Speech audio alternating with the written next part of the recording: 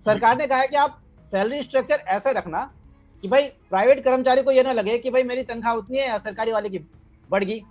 दूसरा भी मैं एक कुछ रिपोर्ट देख रहा था, जैसे इकोनॉमिक टाइम्स एनालिसिस की वेज गैप रिपोर्ट थी। इस गैप रिपोर्ट में जो सरकारी कर्मचारी होता है लोअर लेवल का, शुरुआती लेवल का, उसकी तनख्वाह होती है लगभग जो प्राइवेट कर्मचारी से 30% के आसपास ज्यादा होती है। मतलब जो अगर प्राइवेट कर्मचारी उसकी अगर 10 से 20 हजार रुपए तनख्वाह है, तो सरकारी कर्मचारी की होगी 30,000 से ज्यादा। यहाँ पे गैप है भाई। इसका मतलब यह है कि हम सरकारी कर्मचारी की तनख्वाह बढ़ाए ना, तब ये गैप कम होगा।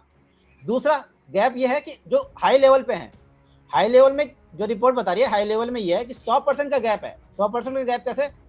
सरकारी कर्मचारी है जो क्लास 1 ऑफिसर, उसके माने अगर 2 लाख तनख्वाह है, लेकिन यहाँ तो जो प्राइवेट में है उसकी 4-5 लाख रुपए तनख्वाह है। इतना बड़ा गैप है। तो अगर यह इसको भी ध्यान में रखता है वेतन आयोग, तो यहाँ पे सवाल ये उठ रहा है कि क्या फिर यहाँ पे उनकी तनख्वाह बहुत ज्यादा बढ़ाएगा अधिकारियों की, जो क्लास 1 ऑफिसर है। तो बड़ा चैलेंजिंग है। अगर आप ऐसी कंडीशन में हो तो क्या इसका सॉल्यूशन निकाला जाए, कैसे इनके बीच को गैप किया जाए, कम किया जाए?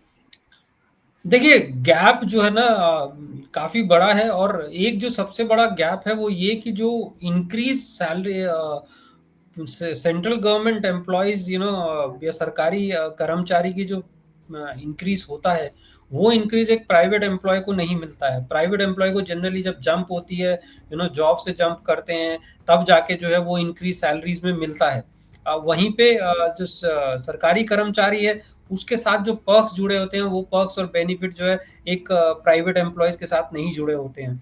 तो ये गैप तो है एक खासकर। अब इस गैप को कैसे पूरा किया जाएगा सरकार, ये देखेगी कि प्राइवेट एम्प्लॉय जो है वो ऐसा फील ना, क्योंकि जब हम इन्फ्लेशन इंडेक्स की बात करते हैं, और इसमें जो एक सबसे बड़ा फैक्टर वही होता है कि खासकर ये पेंशन पे बहुत बड़ा लागू होता है कि जो पेंशन मिलती है सरकारी एम्प्लॉयज को, वो प्राइवेट जो है मैच नहीं कर पाता है किसी भी एंगल से।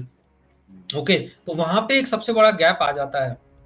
तो आई थिंक इसमें सरकार, अब अगेन हम बैलेंसिंग एक्ट की बात कर रहे हैं, तो प्राइवेट के साथ कैसे मैच किया जाए, सरकारी एम्प्लॉय की सैलरी को इतना इंक्रीज रखा जाए जिससे कि प्राइवेट एम्प्लॉय फील ना करे। तो आई थिंक जो वो एक सरकारी एम्प्लॉय की जो सैलरी है उसी लेवल पे एक प्राइवेट एम्प्लॉय के साथ, उसको कहीं ना कहीं जो है सरकार जो है मैच करने की कोशिश करेगी।